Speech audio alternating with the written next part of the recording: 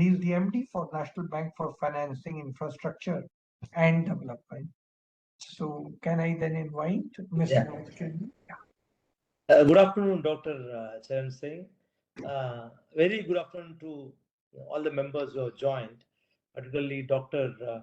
Sujit Balaji, former Executive Director, India International Monetary Fund, Dr. Charan Singh Sahab, Advisor, ASSOCHAM National Council for Banking and Chief Executive, EGROW Foundation. And there are people who are joining, but I'll just mention the name, Shri Madhav Nair, then Shri Rajan Patel to join, Ms. Upasana Bharadwaj, Chief Economist of Kotak Mahindra Bank, Shri Indranil Sen Gupta, Head of Research, CLSA India, Shri Siddharth Sanyal, Chief Economist and Head Research, Bandhan Bank, Shri Arjun G. Nagarajan, Chief Economist and Communications Manager, Sundaram Asset Management Company Limited, the ASSOCHAM esteemed members and distinguished guests who have joined us to attend this timely and meaningful discussion. On behalf of ASSOCHAM, I extend very warm welcome to all of you at the ASSOCHAM and EGROW Foundation Shadow Monetary Policy Committee meeting, discussion on monetary policy, and my special thanks to Dr. Sujit Balaji, former Executive Director, India International Monetary Fund, for sparing his valuable time and joining us in this flagship summit. Although GDP growth for Q1 of FY24 was lower than RBI expectations, India remains the fastest growing economy in the world at 7.8%. The recent economic indicators during the first half of 2023 continue to signal expansionary economic conditions driven by domestic demand. The government's strong capital expenditure, disbursals, and improving capacity utilization at a macro level is playing a supportive role. However, the growth is expected to moderate in the coming quarters due to the potential slowdown in capex on upcoming elections, moderation in urban demand, uneven recovery in rural demand, uneven monsoon, and slowdown in exports. Weakening of growth impulses due to tightening of global financial conditions and persistent geopolitical uncertainty continue to be a matter of concern. A subdued recovery in the pace of private capex, along with expectations of a moderation in rural consumption, pose concerns about the strength of the recovery. Below normal rains in August may affect the kharif crop yield. This could affect demand for consumer goods in rural areas. The rural market recovery for fast-moving consumer goods could get derailed if the monsoon remains below normal in September as well.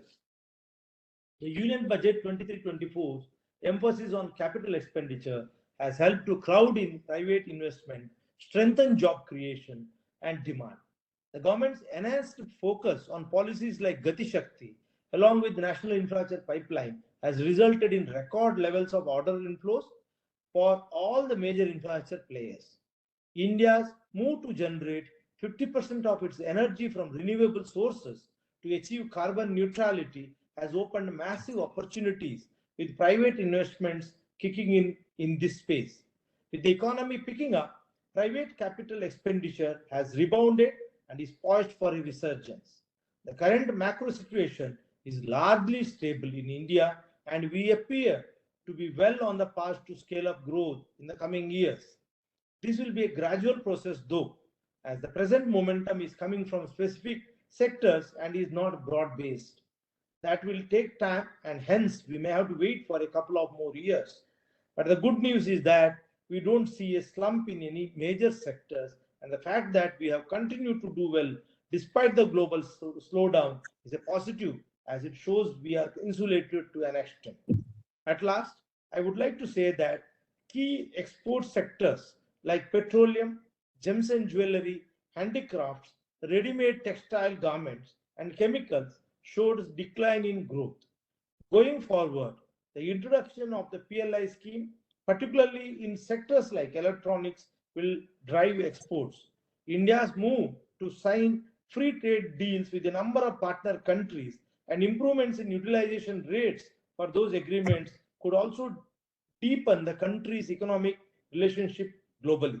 On the basis of above assessment, we at ASSOCHAM expect RBI to maintain status quo on policy rates for the fourth time in a row on the back of high retail inflation in this policy review meeting. With these words, I would like to conclude. Thank you, and I look forward for a very useful discussion. Thank you so much. Yes, I think you've set the tone. I myself was wondering if the time for rate cut has arrived, but you've given the industry perspective and the banking perspective, and you think that it should continue. That's what all the media and everybody is saying. But well, I was thinking the rate cut is due, and should this be the time? But we will see how it pans out and what are the views of the others. So I'm happy to see Madhav Nair has joined. Not very sure if he would like to share his views.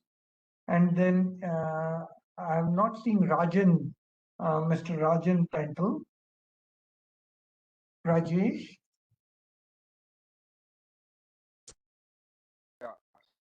Good afternoon. He will join after 3:30. After 3:30. And would Mr. Madhav Nair like to share his views? Yeah. Good afternoon, Dr. Singh. Yeah. Thanks. Welcome. I think our chairman has summarized the situation quite well. To begin with, let me say I am also of the view that the rate should be held. I don't think the time is right for a rate cut right now because inflation still seems to be hovering around 5.5 to 6. So in my view, I think the rate should be held at this point in time. Monsoon has been deficient in some states, so we'll have to see how that impacts. Possibly we will get to know in the next few months what is the impact of that. And in any case, my belief right now is that any rate cut would not add any immediate value.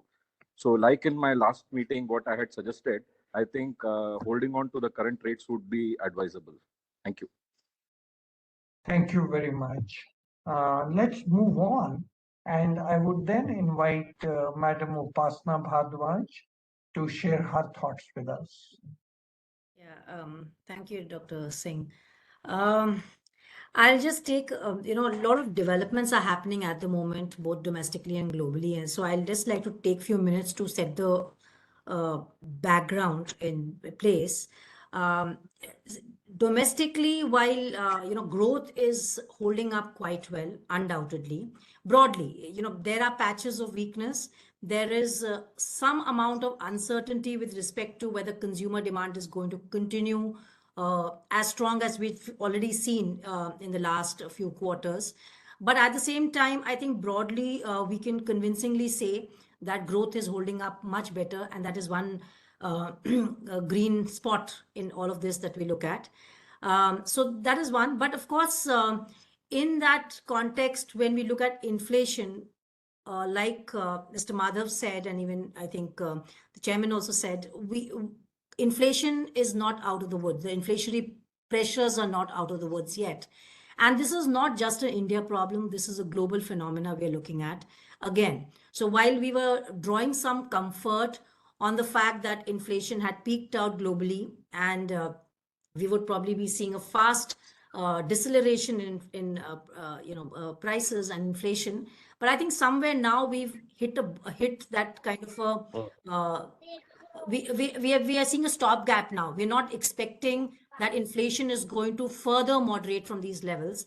Instead, if we look at what's really happening globally again is energy prices are again on an upswing. Food prices globally are causing, it has become a point of worry. So supply side shocks are again beginning to resurface. And that is something which we need to keep in mind, especially because the base effects which were helping the developed economies inflation to show very benign numbers is also now wearing off. So the best of all is done. We've probably bottomed out on that sense, and we will see much higher numbers going ahead. So somewhere it is a very uncertain environment we're looking at, and that is the reason why we've seen the US Federal Reserve also having voiced their concern and having said that they're not done yet. And they've said, yes, of course, one way to look at this is they've provided clarity that one rate hike may happen and not more. The other way to look at this is over the long term, where they were earlier looking at 75 basis of a rate cut next year.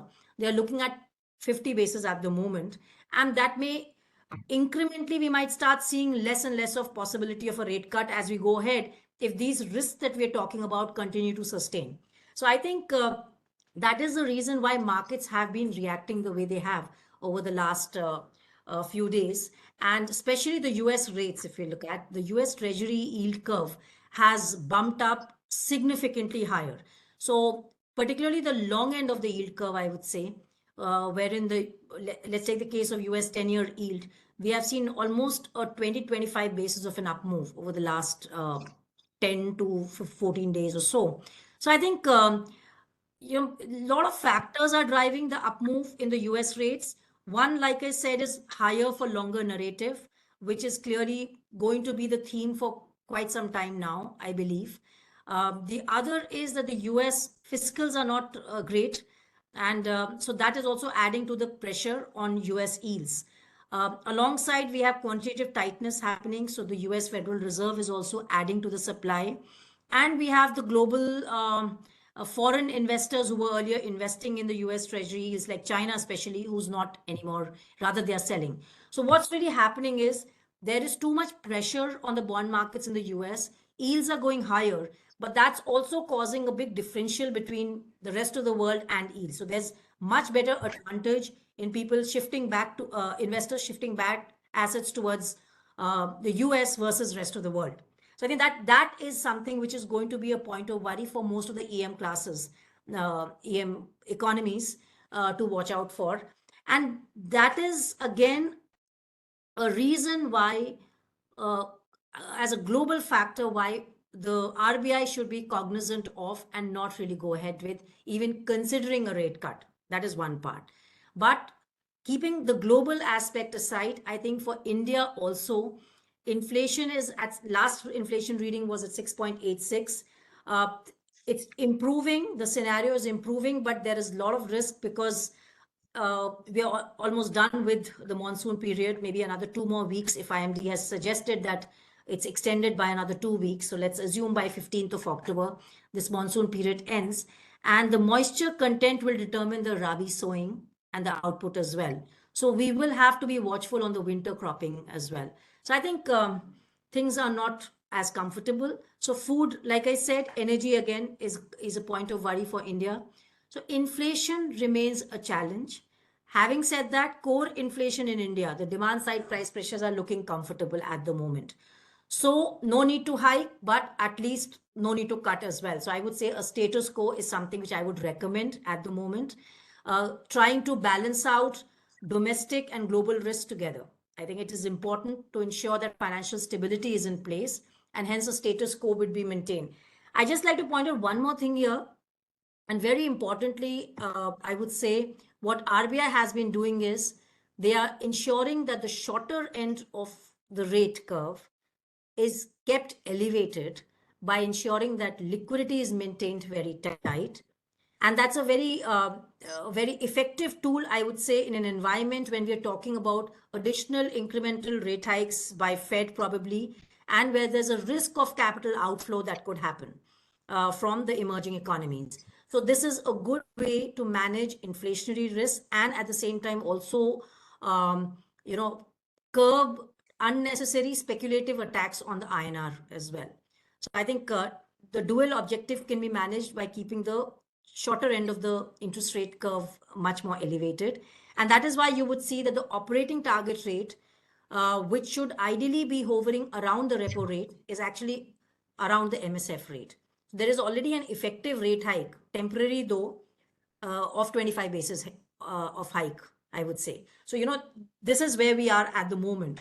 And I think this is going to continue. This environment that we're talking about is going to continue for a couple of more months before we can really see some stability.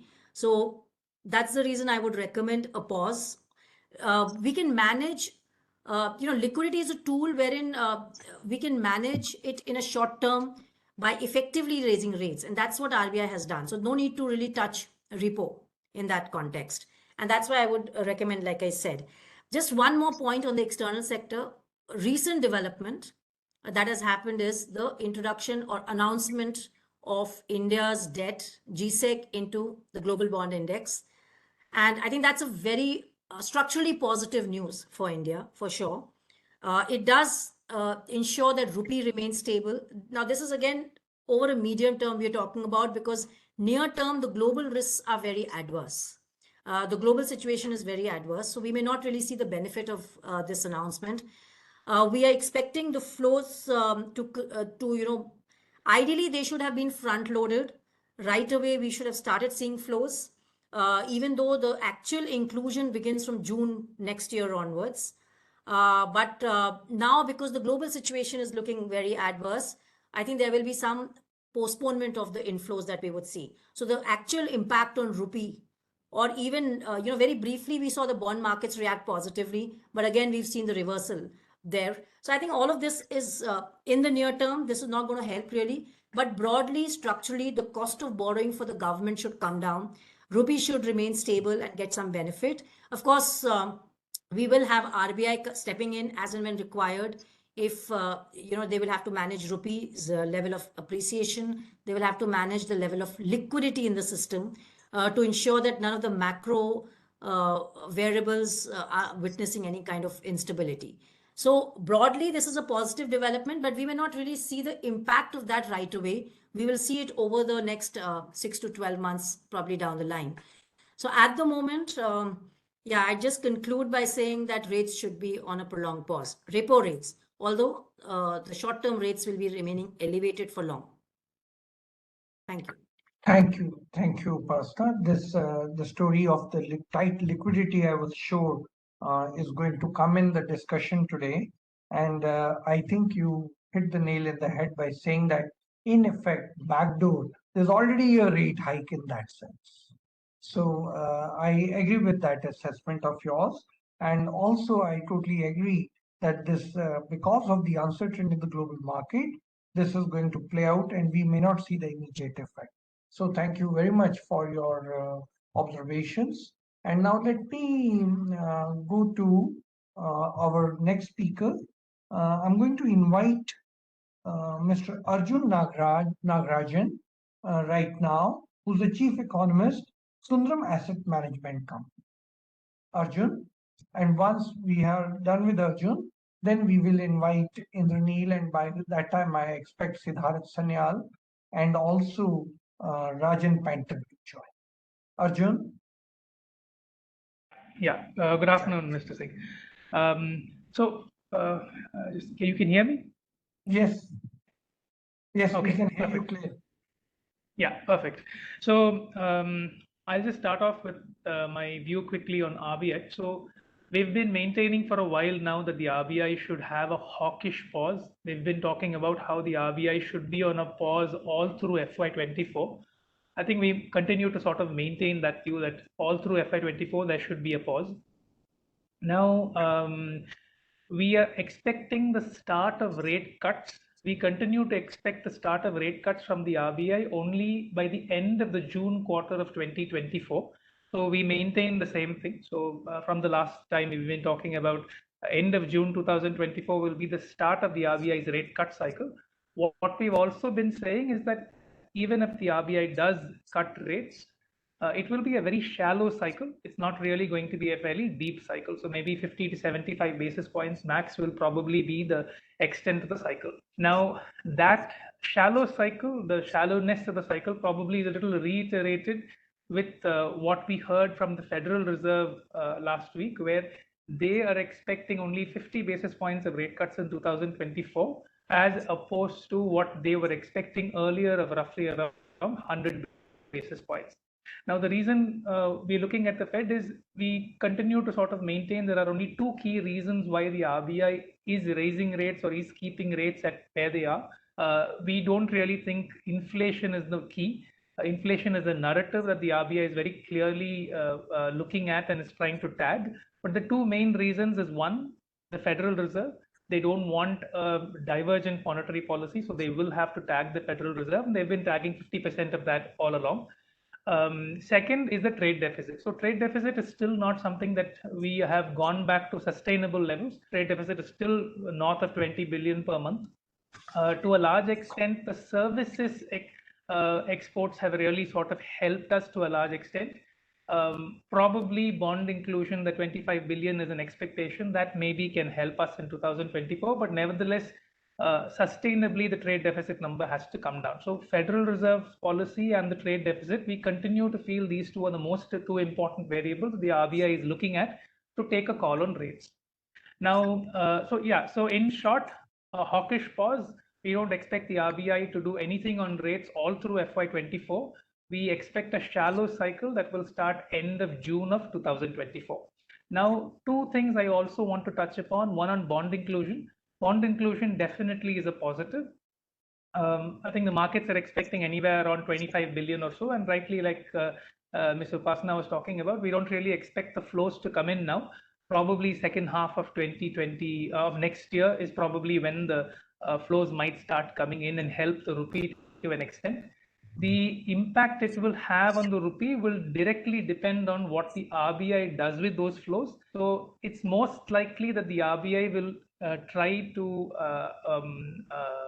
bolster their forex reserves, and as a result, which will mean that liquidity will get a little in a comfortable sort of a phase from a domestic liquidity point of view. But again, it's too far into the future, so one can't really say. But given that the RBI's proclivity of not allowing any significant appreciation in the rupee, I think it would be fair to assume a stable rupee rather than a stronger rupee in a certain sense, rather a sharply appreciating rupee. On GDP, one point that I think I want to make is that if you're looking at the year-on-year numbers, the year-on-year numbers are not what we should be looking at. We should be looking at 4-year CAGR numbers that tell you that the GDP growth is just below 4% or so. And if you look at the sequential momentum in GDP, adjusting for some base of March quarter of last fiscal year, I think GDP is more or less flat. It sort of tells you there's a fair bit of resilience in the GDP numbers. Private consumption is seeing some sort of a positive green shoot there. High frequency numbers are giving you a fair bit of a positive. They're still holding up. The PMIs are holding up well. There isn't any pocket of concern or weakness, at least at this point in time, in the near term or the medium term, from what the short frequency indicators are telling us. Last bit on the monsoon has been deficient. Though September has been catching up and the deficiency has come down to a low single digit. The fact that the spatial distribution hasn't been great has been largely the northern belt, the western part of eastern UP and Bihar, and a bit of Maharashtra has been impacted. Yields on sugarcane, yields on rice and pulses, I think there definitely will be some sort of an impact. But having said that, I think whatever negative layer that lower yields can bring about, I think there's a decent offsetting factor because your rural wage growth has been fairly good, has been holding up very well. In addition to that, you also have a fair bit of rural spends, again, pre-election spends, for the lack of a better word, that these two factors can, to a large extent, sort of offset the negativity that can come out of these lower yields during the Kharif season. Rabi, I don't really think there will be too much of a concern at this point in time. And plus, I think that you are hearing narratives of a decent sort of an MSP hike there as well. So yeah, so net on the macro side, on the economy side, I think we're holding up fairly well. There's a fair bit of resilience. Your bond inclusion will be positive, but I think it will give more stability to the rupee rather than any significant appreciation. Yields, I think anybody's guess around 20-30 basis points of yields lower during the phase of bond inclusion. And from an RBI point of view, I think it's going to be a hawkish pause all along. Yeah, so that's it from my side. Thank you, Arjun. Let's move on to Indraneel now. Indraneel. Yeah, good evening. My apologies. I think there is some problem for which I'm not able to put on my video. Okay. So we expect the RBI to pause in this policy. I think the next policy will hinge on what the Fed does. If there is clarity that the Fed is peaking off at 5.5%, then we see a cut on December 8th, and then 100 basis point cut over the next 12 months from December. If we think that the Fed will hike a final 25 bips, as the dot plot says, then I think the RBI has very limited options but to hike once more and then maybe start cutting from February. So the base point is that the RBI's monetary policy decisions are obviously being led by what happens in the US. Inflation, I think domestically, it's largely driven by a rain shock. If you see core inflation, that's actually coming down. We remain fairly bearish on growth. We are looking at 6% this year. I think if you take away the base effects of this June and the previous June, the economy is growing somewhere around 5.5%. So yeah, we are looking at a pause this time, and then what happens later, we will see depending on what the Fed does. One final point on the bond index. We think it's a positive, but it's too little too late. I was just seeing that, 10 years ago, the AUM of this index was 200 billion, and our FX reserves were about 250, 300 billion. Today, that index has just grown to 213 billion, hardly any growth over the last 10 years. And our FX reserves are, 600 billion plus. So I think it does act to investors, liquidity from that perspective. But I think the entry points, debt FPIs will choose, based on risk reward. Right now, at best, entry is neutral because, the yield is already 7.1%. If you look at the historic 150 basis point premium, then, that's de facto pricing in a RBI policy rate of 5.5 to 6%. The fiscal deficit remains high. We do expect the rupee to appreciate because of a falling dollar, but then that is true of all emerging market currencies.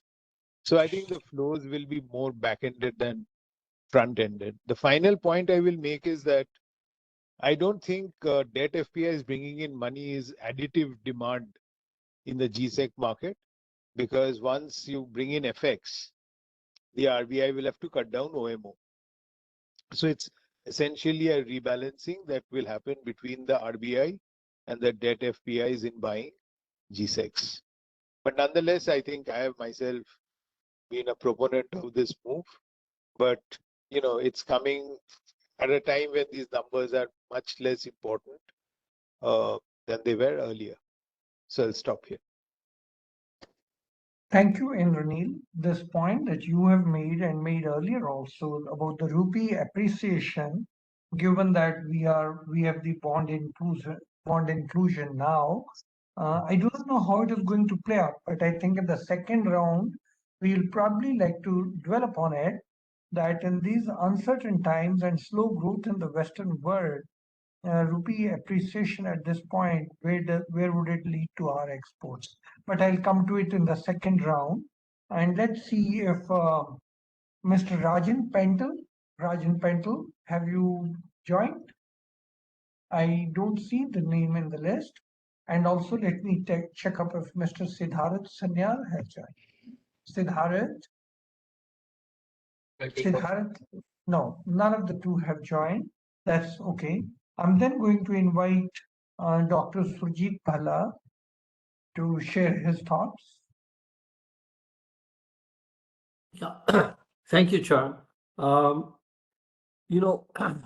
been listening to what all, and I think there's a fair amount of unanimity, and I don't disagree with the unanimity around the table that we should persist with a pause Whether we can cut rates now or not, I think is entirely dependent, as many have suggested, with what the Fed does. My big question for all of us is what explains the the pattern in the US. For example, I think we had a good explanation as to why the bond yields are as high as they are, which is because of the Japanese getting out of the US bond market, as well as the Chinese getting out. So that was a large share. The third explanation I don't buy, which is, and I guess that's my only disagreement with some of the expert views. The third explanation is that, the US inflation was running low because of the high base effect. And now the base effect is gone. And therefore, maybe the US inflation is much higher than what we think it is, or than what is real. The best way to see, the US has the advantage, unlike most other countries, and certainly unlike India, that they have seasonally adjusted rates, month on month, quarter on quarter. And if you look at the seasonally adjusted rates, both for the core and for the overall, and I'll come to overall in a minute, the oil, but even including that, the month-on-month inflation rate is somewhere either it's 0.2 or 0.3, which is 3.6% on the high side and 2.4% on the low side. So let's say it's 3% month-on-month annualized. Now that with this with this low inflation rate, what it means is that the real rate in the US is somewhere close to 2.5%. And historically, this has almost never been seen in the US for an extended period of time. But at the same time, what we do have is that the growth rate in the US is a bit slow in slowing down. So one explanation, or rather expectation, is that when it happens, it'll be a bit sudden, the slowdown. I'm not in the camp that thinks there's a recession coming in the US. If you look at the indicators of how many months since the last rate hike did it take for the US to get into a recession, it used to be a couple of months way back in the 50s and 60s and 70s and even perhaps 80s. Now it is like 20 months or so after the last rate hike that the US enters into a recession. So I think it's very hard to make the case, in my view, even though that is a popular case, that there is a recession coming in the US, which means that we all have to be, and the RBI has to be a bit watchful of how fast if it falls, the inflation, both the inflation and more importantly, the growth in the US falls. So very confusing times in summary. I've just offered some thoughts. I don't have a really good explanation as to what is going on.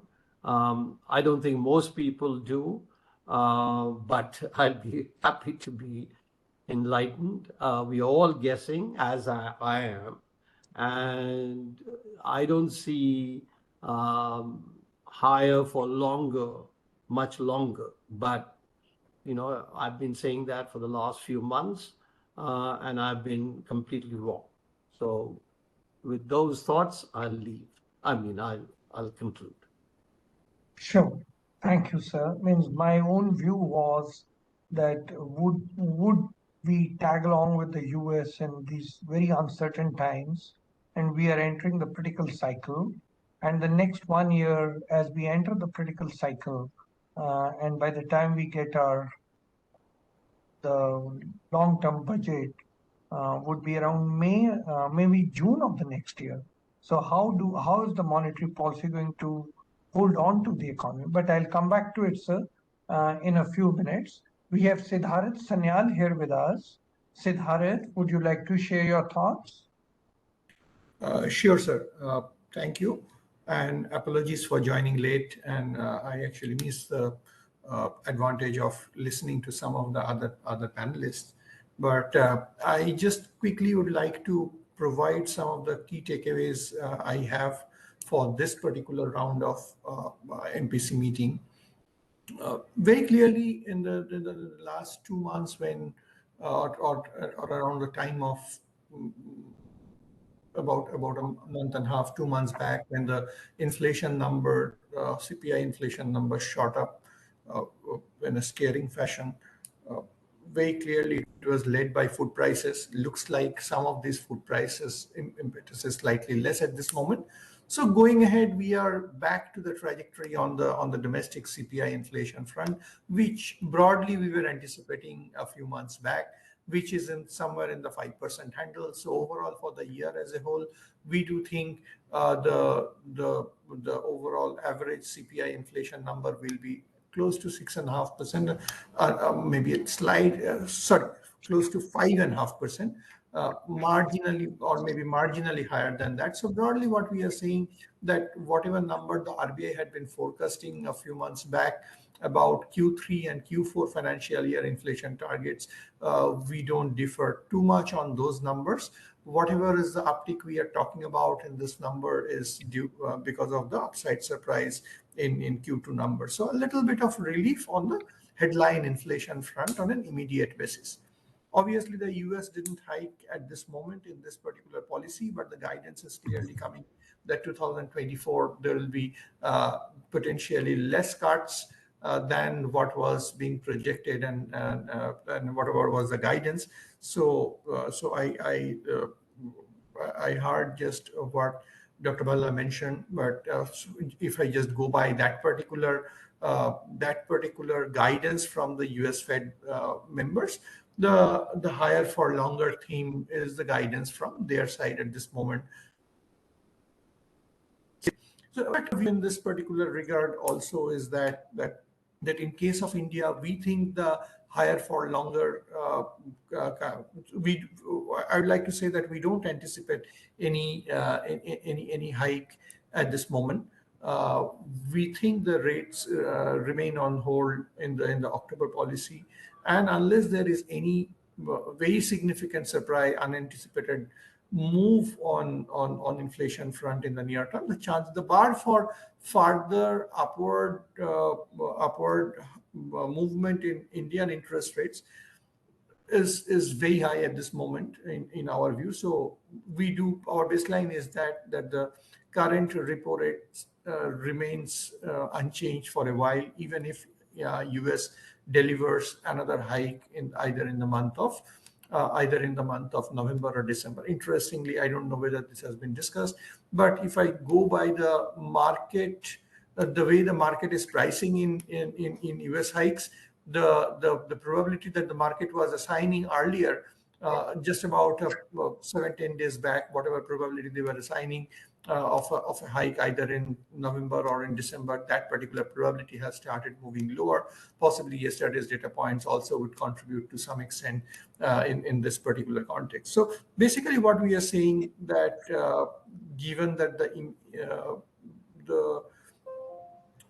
the food price driven pressure on the headline inflation numbers as that has softened to some extent. US didn't deliver any hike at this moment. The pressure on RBI on some of those sources which were being discussed about a month back, those pressures have gone down. So we do think that the status quo in interest rate continues, and we think that at least till mid of next calendar year, we don't see the interest rate changing at this moment in the Indian context. In fact, it can be pushed back a bit more also.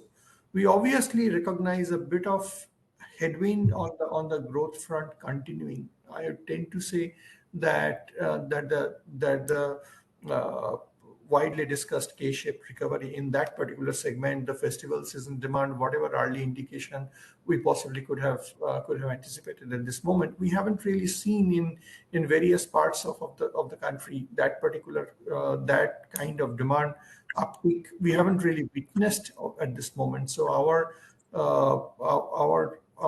we are relatively conservative in terms of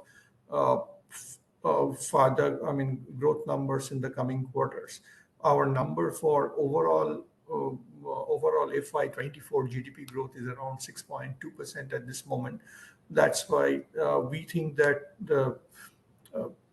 broadly even if there is some bouts of inflation pressure, etc., occasionally, and US hiking one more time, if that gets delivered, RBI will tend to, or their preference inclination will be to avoid any further tightening at this moment.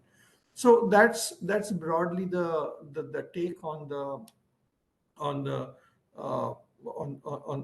growth, inflation, and interest rate side. Very clearly that the incremental CRR driven liquidity absorption is that money is coming back to the system after October, and we don't really expect that particular thing to come back anytime soon. So that part, a little bit of relief on that particular front is coming back from the RBI side. Obviously, during the festival season time, that money is much needed for the system. And I think I'll stop here at this moment. And if there are any specific questions, happy to take that later. Sure. Thank you, Siddharth. Let me once again check if Mr. Rajan Pental has arrived. Rajan?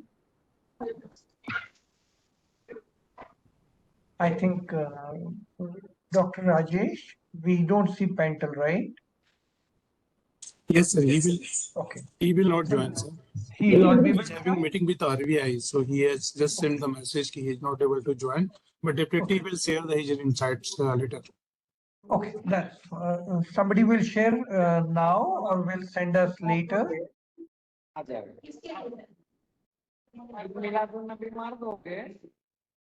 So let me then just share my thoughts on it. As has been said by all, I think the economy is pretty resilient and has withstood this uncertain times. But I always keep saying, of course, Indranil mentioned that if you look at the growth rate, we are averaging around 5.5%.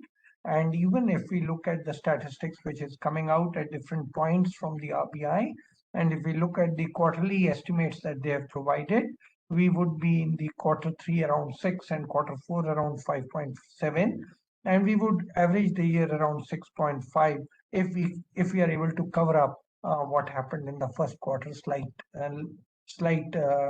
fallback there. The monsoon effect, yes, we have 2 more weeks, and let's see how it all pans out. But the key thought that I have is that the economy, now that we are in our election year, the economy has the potential to grow around 8 to 8.5%, or say 7 to 7.5 to 8.5%. Though we are the fastest growing economy, we are still below that potential. Now that thought has to be kept in mind. The other is if we look at the industrial production, both core industries as well as the IIP, I do feel that there are certain areas where we still have scope to increase our production, as well as maybe the capacity utilization there is not yet sufficient. Look at the capital goods, and also if we look at the manufacturing, IIP July has not been very, very high or robust as one would expect. Even in the intermediate goods, we were around 1.9% in July. In the core sector, yes, we have been doing reasonably okay. But then when I was looking at steel doing well, cement is doing well this time, but then maybe because of the monsoon, the fertilizers are not doing that very well. And I think that's where we need to be worried and thinking, is it because of the monsoon and the agriculture? So growth, how is it going to pan out? What is our potential and where we are? I agree with everyone that the fiscal is doing well. The GST collections have been around 11% higher in the month of August, and gross direct tax collections as on 16th of September are reasonably high, around 18.3%, and net direct tax collections more than nearly 23.5%. That's very good. As far as the banking sector is concerned, the deposits have increased by 13.6%. I thought that's very good. And the bank credit is growing around 19.8%. I again think that is reasonable. That is the reason that we say that there is resilience in the economy. I also agree with the observation that was just made that the overall trade deficit is for the month of July around 8.4 billion USD. And one has to keep it in mind that yes, there is something we need to adjust, and exports are around 59.4 billion USD in the month of July. Exports of iron ore have gone up, electronic goods have gone up, ceramic products have gone up, fruits and vegetables, oil meals, rice, they are growing up despite the challenges that the growth rate in these countries is offering. Totally in agreement that the CPI is certainly not in that band where we would expect, and food inflation, and we all know vegetables was the major reason why food inflation has been so high. Foreign exchange reserves are around 593 billion. I think the point that was just made there, we may have to, in case of the exchange rate, we may have to probably build on the foreign exchange reserves. Now, globally, all except ECB, everybody has had a pause on their policy rates, except Brazil, of course. And ECB, they raised it by 25 basis points. The oil is expected to harden further, maybe cross 100. Gold is going steady, clear indication of an uncertain time. But the point that I had in my mind, where I had wondered, when is the rate cut expected? And should it start? Or should we keep waiting and linking to the US dollar and waiting for it? So my view would be, and I'm thinking, keeping in mind the growth trajectory where we are and our potential, and also keeping in mind that the hike in prices, at least in India, on the vegetables, maybe, if not now, maybe in the next cycle, which is expected in December, we should entertain a rate cut. As far as the Fed Reserve initiatives are concerned, they have been precisely so uncertain in the last year and a half. Initially, what we were hearing on the rate hikes, the way they postponed it, and then now for 2024, when we were expecting that the rate reduction cycle would start at the other end, at the back end of 2023, seems to be getting postponed. Certainly, they have come out of the fear of recession, or they have postponed the recession, if ever, for a reasonably long time. But initially, the fears of recession were very high. So they have been playing accurately to some extent to their economy. But given our circumstances, our investment pattern, our growth rate story, our performance in the agriculture as well as in manufacturing, maybe we should start thinking about it. So this cycle, I would go with the consensus that everything is too uncertain. Let's just follow the pace as set by the global economy and other central banks. But I think the rate cut or further easing of the interest rates need to be considered for our country. This is where my view would be, but I would be happy to go across the table once again. If anyone wants to share their thoughts or change their mind or have additional inputs to provide, please, let's do it. So let me just follow the same pattern in which we presented our thoughts today. Can I invite then Mr. Rajkiran, if you want to add something? Yeah, Doctor, while I agree with the panel that there is a pause expected and the rate cuts are not coming quickly in the next few quarters. Another element I would like to add. See, the rate cut, even though it is a more of a sentiment booster and all that, actual transmission of rate cut in the economy doesn't happen that fast. Even if you see a rate cut, because the banks are raising money today at much higher rates, the deposits are coming at much higher cost. So now just because RBI cuts rate, the deposit cost doesn't go down that fast. It takes some time to reprice that. The cost of funds are not going to go down, and the bank rates are not going to go down. Even RBI cuts a rate, it will take at least 1 year to transmit it to the real economy. So that way, the impact of the rate cut, even if it happens, it is not going to be immediate. And the way I see it, actually, in looking at the EBITDA which the companies are generating and the kind of investments are coming in, I'm not seeing any slowdown in the investment cycle, even with the higher rates. So to say that these rates may affect our growth may not be, again, I'm not supported by full set of data at this point of time. Since I'm interacting with most of these people who are putting up new investments on new areas continuously and all that, so I feel that I think there is a comfort level growing with these interest rates, and people are okay with these rates and in the investments, and the transmission of rates will take much longer in this present environment, because continuously for the last 1 year, banks have raised rates at much higher rates. They will not be able to cut rates that quickly. All right. I'm sure then the name gets breached, Yes. but that's okay. Mr. Deepak, I will come back to you after I have had one round with the panelists. So can we go to Siddharth? Maybe Siddharth, you are in a hurry to leave, I'm sure, because I know we had requested you to come despite your meeting. Siddharth, you could come next, and then I'll go to Mr. Madhav Nair. Yes, thank you, sir. Actually, just now what Dr. Rai mentioned, I think that's a very, very interesting point. One particular aspect at this moment is that this hiking cycle is the first hiking cycle India is witnessing with the current EBLR regime, external benchmark linked rate regime. Now, the interesting point here is that last time when India had been having interest rates hikes, external benchmark linked rates portfolio for banks as a whole were possibly in single digit, low single digit. Now it's more than 50%.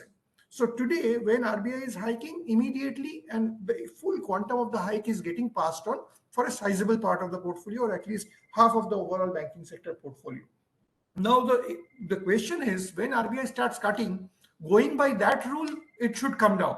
But also this particular aspect that the deposit rates have gone so much higher. So how exactly banks adjust?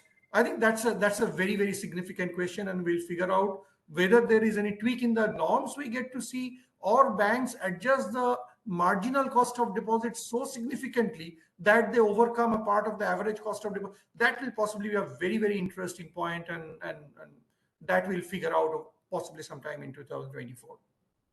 Totally agree with you, Siddharth. I know the impact on the HTM and the MTM portfolios would be there positive. There's a rate cut, but will it transmit itself into the deposit rates, and how quickly, and will it be acceptable?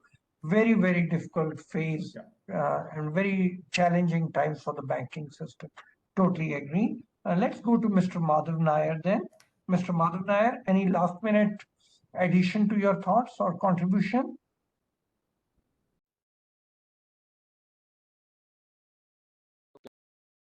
Yeah. Hello. Yeah. Yes, we can. Hello, can you hear me, Doctor? Yes, we can hear you. So a couple of thoughts and couple of questions which are coming up in my mind. One, I think on, I'm quite curious. Some of the panelists have mentioned that they expect rupee to appreciate.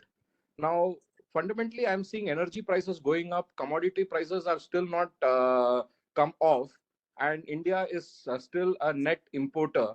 So in that context, I'm wondering how the rupee will appreciate. In fact, in my view, it would be the other side of it. It should sort of depreciate a bit more. Probably RBI is holding up the rates at this point in time.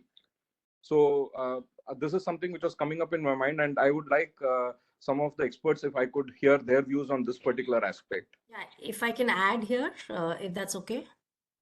Yeah, please. I'll come back to you, madam. Let me just follow the pattern. Let's go to Madam Upasana now.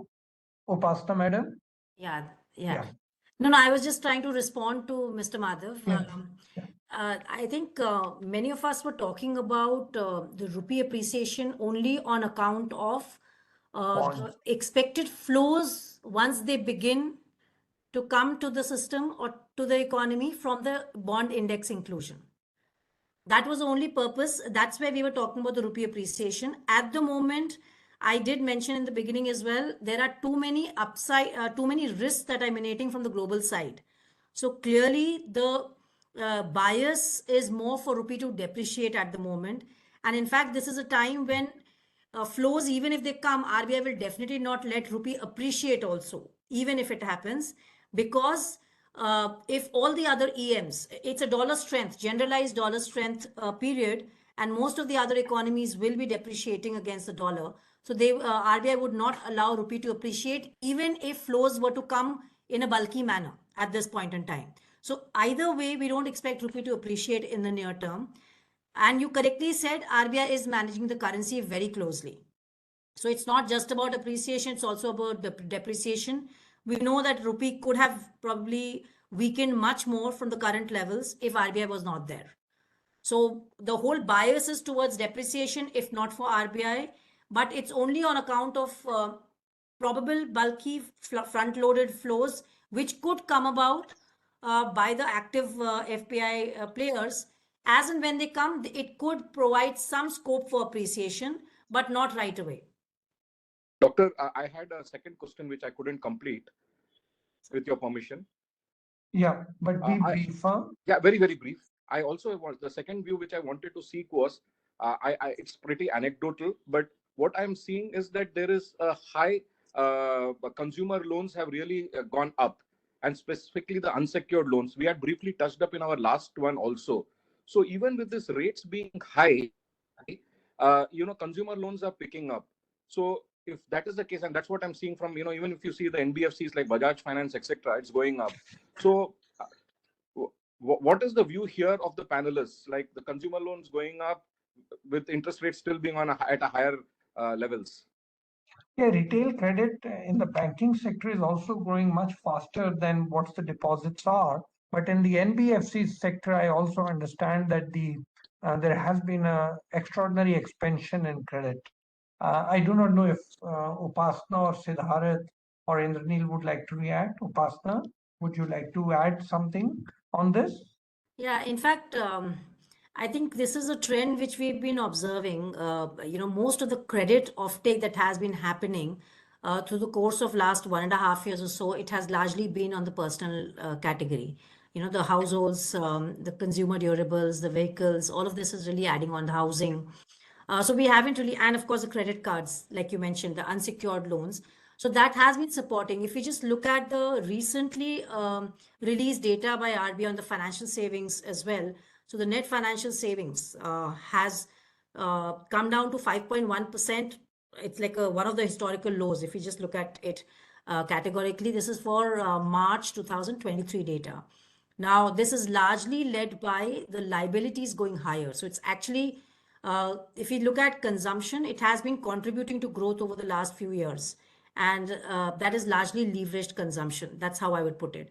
So at some point in time, when the economy starts seeing, when the income levels, the wage increases, all of that starts coming down significantly, is where the chances of NPAs could increase. At the moment, at least anecdotally, we're not yet seeing signs of any surge in NPAs. Yeah, but one thing is clear, and that is despite the rate hike or the hiked rates, there has been no dent. Theoretically, the credit offtake should have taken a dent. But interestingly, neither in the banks nor NBFCs, the dent is visible in terms of interest rate and credit. That is, I think, little amazing, and probably the reason is the promising India story. That's what I would call it, Mr. Madhav. And of course, the fact is what you are saying, or as Upasana is also substantiating, that's a fact. Siddharth, would you like to add something here? Sir, I mean, given that my organization remain quite involved in the retail credit space, we follow this particular space quite closely, and I would actually tend to be a little more conservative than what you just mentioned. So basically, what we have seen, the regulation aspect that the banks deal with, that typically allows them to remain a lot more consistent, a lot more conservative than some of the other players. And those segments, typically the freedom of interest rate setting is so big. The interest rate they often set at such high levels that allow them to absorb high levels of delinquency in some of these segments. So we actually see in certain pockets that the profitability of the lending institutions, those lending institutions do not get impacted that easily. But that doesn't really suggest that all is well on that particular front. In pockets, we have seen a little bit of a behavior of the asset portfolio in case of some of the players, which is a little beyond the comfort zone that we wanted to operate in. Many times I'm scared, are we crossing the Minsky point? It Yeah. scares me too. But then the exuberance is so much there that everybody is just borrowing. Let's go to Arjun. Arjun, you want to add something at this point? Nothing really much, Dr. Singh.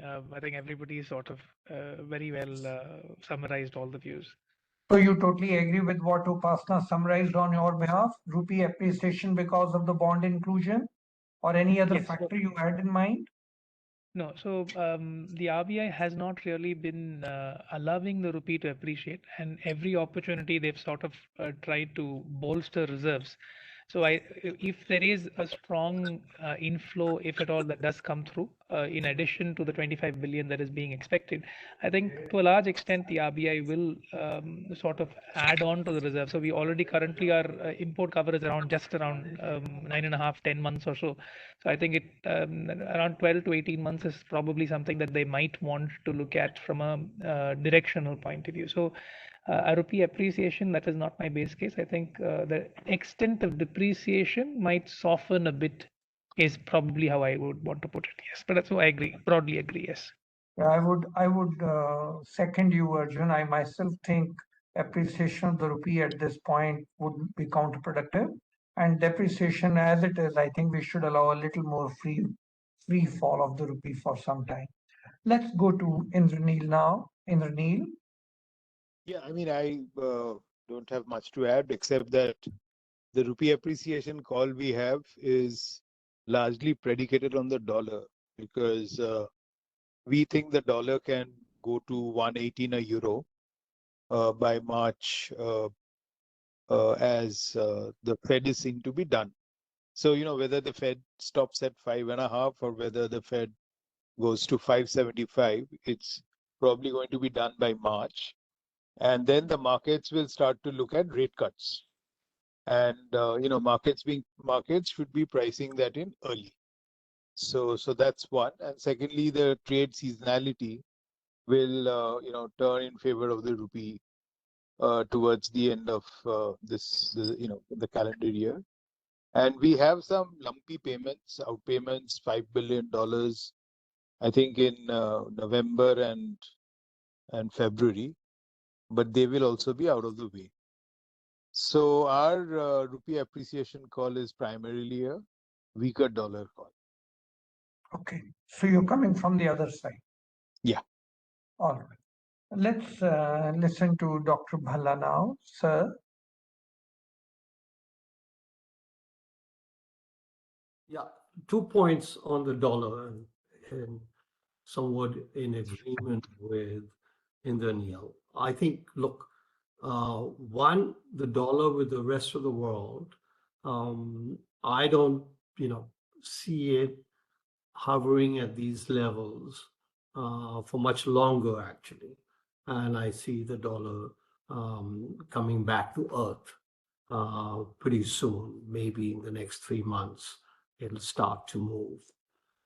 Regarding the rupee, however, I am a lot more confident that for various reasons. One, the decline in the dollar itself, as the growth rate in the US starts to peter out, as rate cuts emerge. Second, China is no longer the country of choice, as it were, and I see a significant increase in investments in India. I'm not talking about the political side, I'm just saying vis-a-vis Canada or whatever. But I think economically, the big divergence between India and China is ending in terms of growth rates. Our growth rate, we expect, or I expect, to be significantly higher than that of China. And that would lead to an appreciation, of a real appreciation of the exchange rate. So two separate effects, both happening in the same direction. But we'll, uncertain times, but let's wait and see. But I think there are two separate but consistent effects on the rupee, and both of them point to real appreciation over time. Thank you. Sure, thanks. I've always been worried about the appreciation of the rupee, but you and Indranil are both pointing out to new factors, and that could happen. You could be right. Let me now go to the two speakers who wanted to ask us questions. One is Mr. Deepak. Deepak, please go ahead. Deepak Agrawal, please go ahead. Yeah, thank you. Thank you, SMPC and Mr. Charanjit Singh. So my point is, when we are talking about productivity and sustainable finance, these are the two ingredients which require low cost of capital. And now when we are talking about dollar rupee index or the bond index inflows, which may impact 5% of the rupee cost vis-a-vis what we are enjoying right now, or the fuel energy cost also in that 5% bracket. Now, my question is, like, when the cost of capital is so high that MSMEs or the lower income self-generate, they are finding it difficult to survive with that cost of capital, because commodity prices are increasing, the input costs are going high, farmers are borrowing from the market at higher rate. So we cannot expect the inflation to go down by, if we are talking the benchmark food inflation, the cost of input is higher because of the services cost.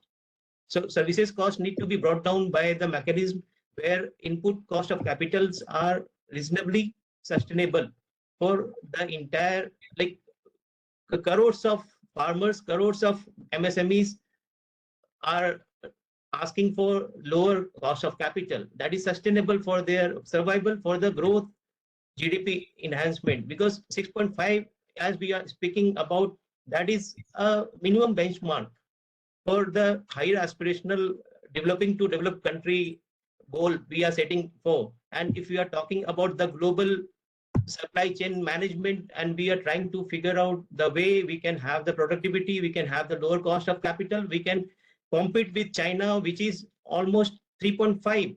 So if we compare from China plus strategy, like, we are almost double the cost. So how can we sustain in those parameters when we are not looking only inward, we are looking outward for our growth strategy, which are export driven, which are like to supply the global, and we as benchmark G20 declaration also, we are suggesting LDCs, we are declaring MSME as a parameters. But when we are always like 1/5 of the population, we are always on the higher side of the cost of capital. So we need to realign. I think this is the opportunity which is building up. We need to reflect as to if we are missing by being on the conundrum of the Western Fed desk declaration, and we are waiting for their strategy rather than working on our strategy to have the competitive edge, which is manufacturing driven, which is to enhance the supply chain productivity by reducing the cost capital. So this is my thought, and I would like to understand it from the eminent Mr. Surjit Bhalla and all other speakers. On MSMEs lending, Siddharth probably would have a view because he's been working at the grassroots. But Dr. Bhala sir, would you like to first react, or No, I'll pass on. Yeah. will pass? Siddharth, would you like to share some thoughts? Sir, not much to add in the context of this particular question. We are witnessing some uptick occasionally of late in the MSME sector on a selective basis. But given that there is still quite a few headwinds, I don't think that this is very broad-based, and that actually takes me back to some of the points I mentioned, that the overall credit growth number, overall NPA numbers at the moment might look very, very promising and bright, but we should be very, very careful about the quality of the credit. So I'll just take this opportunity, not necessarily to address this particular question on MSME, because I don't have much to add there.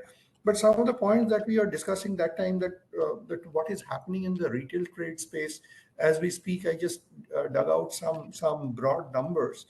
The one particular point that keeps worrying me at this moment is the way the expansion is taking place. So as we know, that after the pandemic, so from March 2020 to June 2023, and this I'm talking about not only banking data, all bureau data, so taking into account all lenders. The overall credit growth, retail credit growth, had been about 55% in this 3.25 years, if you call it, or CAGR of roughly 18%. Typically, the urban centers lead the credit growth historically. So the top 100 cities, if I see this, instead of 55, this credit growth is about 70% there. And within that, we always know the top 8 cities historically are much stronger. But what we are seeing now, that this credit growth is going, I mean, the lenders are going very aggressively in the bottom 50% in a very, very aggressive fashion. So some rough numbers from the Bureau are suggesting me that if the top 8 cities are growing at around 60-65%, the bottom 50 cities within the top 100, like city number 51 to city or town number 100, is growing have grown roughly doubled over this 3.25 years, so a CAGR of about 20-odd%. And the other factor which we get to see from the Bureau is the proportion of new to a banking system or new to financial system customers who are relatively less experienced in terms of handling credit growth. So I actually take this particular forum also, we keep flagging this to regulators in various possible forums.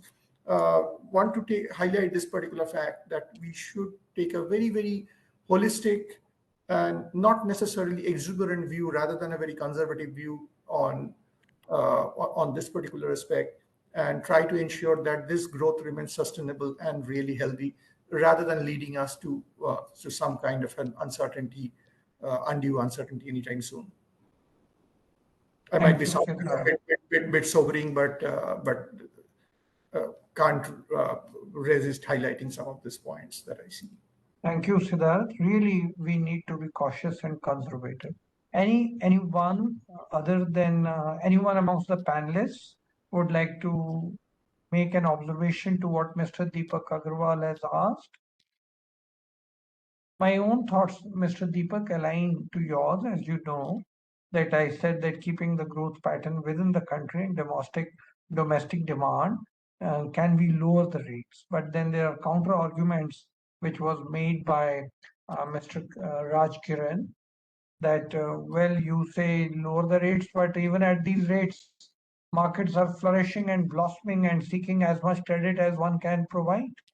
So, and therefore, there is a second thought on the hypothesis. Okay, there's a question from, and this will be the last question, please. And we'll try to keep the question brief as well as the response brief. Dr. T. Muthuvijayan.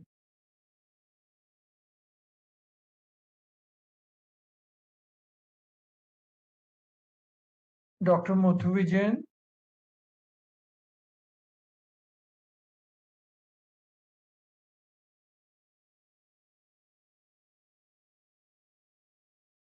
Okay. If there is no question from Dr. T. Muthuvijayan, and I don't see it in the chat box either, then I think we are ready to close. So I must thank you and must thank you for your participation and your thoughts. I think the vote of thanks is coming from ASSOCHAM, Dr. Rajesh. It is Dr. Rajesh, back to you. Charan sir, Kushagra over here.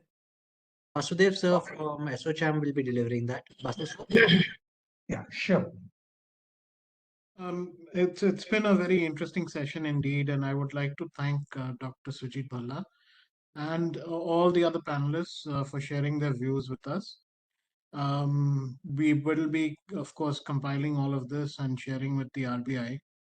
In addition, we are sharing a survey with all of you.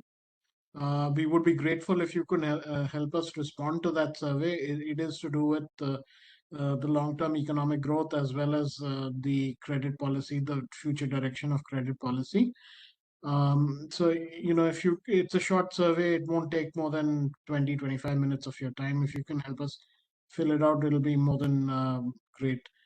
So once again, you know, from the ASSOCHAM Banking Council, we'd like to thank all of you very much. Okay, and thank you.